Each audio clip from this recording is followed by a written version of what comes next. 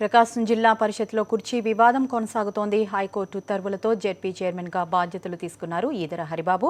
అయితే కలెక్టర్ ఇంకా ఉత్తర్వులు అందలేదని చెప్తున్నారు. పూర్తి వివరాలు మా కరెస్పాండెంట్ శ్రీనివాస్ అందిస్తారు. శ్రీనివాస్, ప్రకాశం జిల్లా పరిషత్లో ఏం జరుగుతోంది?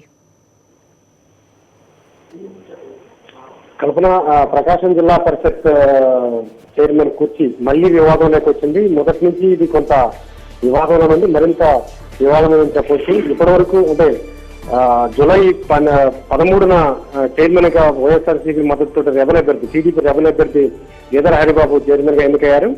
ఆ తర్వాత నెల రోజుల తర్వాత ఆగస్టు 11వ తేదీన ఈదర హరిబాబు విప్పు ధిక్కరించారని చెప్పేసి విప్పు ధిక్కరణ వ్యవహారంలో అనర్హత బయటపడింది. ఆ తర్వాత 3 నెలల వరకు ఇన్ఛార్జి చైర్మన్ గా ఎఫ్ఏసీలో లోక్సభ బాలాజీ చైర్మన్ గా వ్యవహరిస్తూ వచ్చారు. అయితే ఇదే నేపథ్యంలో ఇప్పుడు ఆయన కోర్టుకు వెళ్లి ఈదర హరిబాబు తనకు ఉత్తర్వులు అనుకూలంగా వచ్చాయని చెప్పేసి ఉత్తర్వులు తీసుకుని ఈ రోజు చైర్మన్ స్థానంలో కూర్చోవడం జరిగింది. తాను రెజ్యూమ్ చేసుకుంటున్నాను, నా బాధ్యతలని నా జడ్పీటీసీ రద్దుని మళ్ళీ హైకోర్టు రివోక్ చేసింది కాబట్టి, పునరుద్ధరించింది కాబట్టి నేను మళ్ళీ నా ఛార్జెస్ రెజ్యూమ్ చేసుకుంటున్నానని చెప్పడం జరిగింది. అయితే ఇక్కడే వివాదాస్పదమైంది. ఎందుకంటే ఇక్కడ అధికారులకి సమాచారం లేదు, అధికారులు అందుబాటులో లేరు, కలెక్టర్ కూడా తమకు ఏ విధమైన ఉత్తర్వులు అందలేదు. ఏదైనా అనుకూలంగా వచ్చినట్టు చెప్పుకుంటున్నటువంటి ఉత్తర్వులు ఏవి తనకు అందలేదు.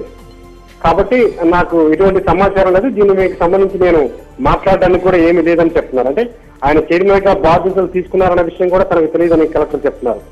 కానీ మరోపక్క ఇప్పటి వరకు కొనసాగుతున్నటువంటి నూకసాని బాలాజీ, ఇన్ఛార్జ్ చైర్మన్ కొనసాగుతున్న నూకసాని బాలాజీ వైఎస్ఆర్సీపీకి చెందినటువంటి వైస్ చైర్మన్ అయినా ఈయన ఇన్ఛార్జ్ చైర్మన్ కొనసాగుతున్నారు. ఆయన ఇప్పుడు వివాదాస్పదం వ్యాఖ్యలు చేశారు. చైర్మన్ గా నేనే ఉంటాను, నేనే చైర్మన్ ని, ఈదర హరిబాబు ఎవరు అని చెప్పి ఆయన మాట్లాడడం జరిగింది.